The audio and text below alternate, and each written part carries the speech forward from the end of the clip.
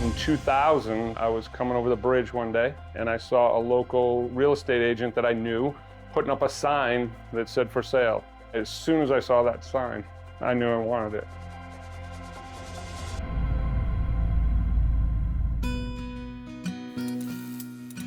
The Clam Shack was started in 1968. The Jakes family are two local school teachers. They started it, and it became very well known.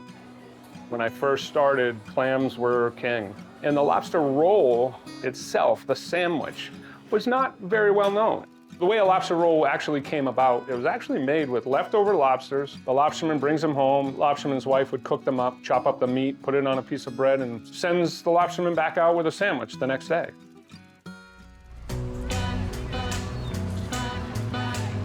As tourism has increased significantly in Maine, so is the demand for our iconic Maine lobster.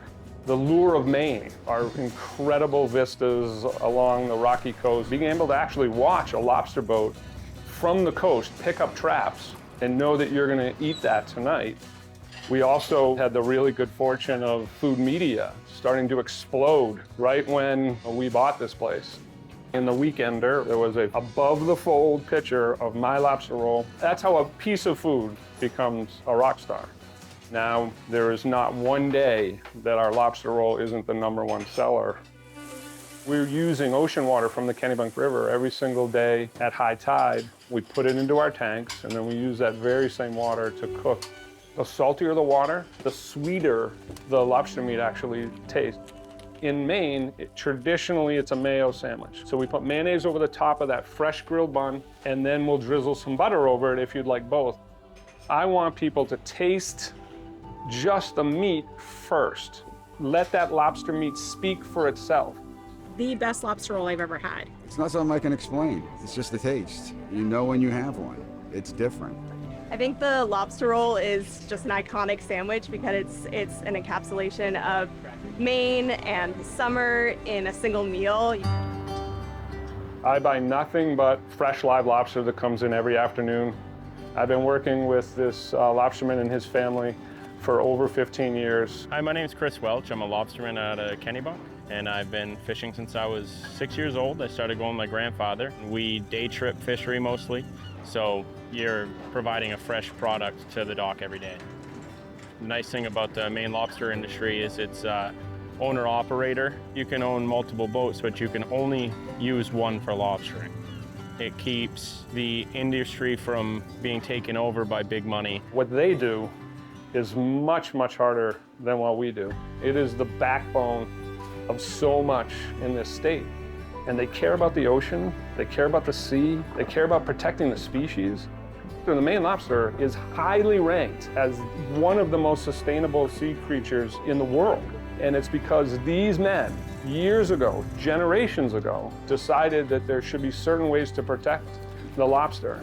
I have two young boys, a 3- and a 5-year-old, that right now are very interested in the lobster industry. I hope to protect it for them, and even if they decide they want to have children and they want to continue the fishery, they would too.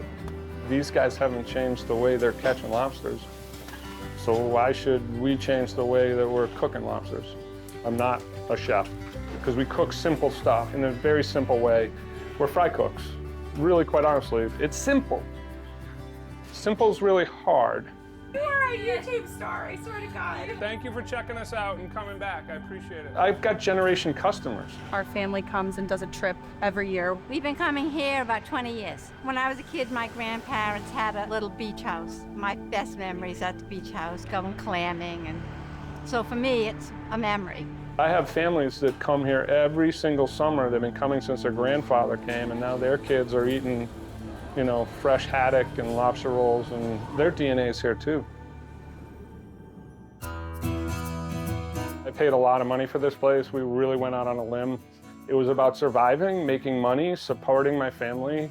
But along the way, you start to realize there's a soul to this place. And I mean, we've switched it up a little bit, but not much. The passion that I have to make sure that we don't change the old-fashioned way of doing this, I just don't want to screw it up, quite honestly. That's a big part of this. For years, I've been like, don't screw this up, kid.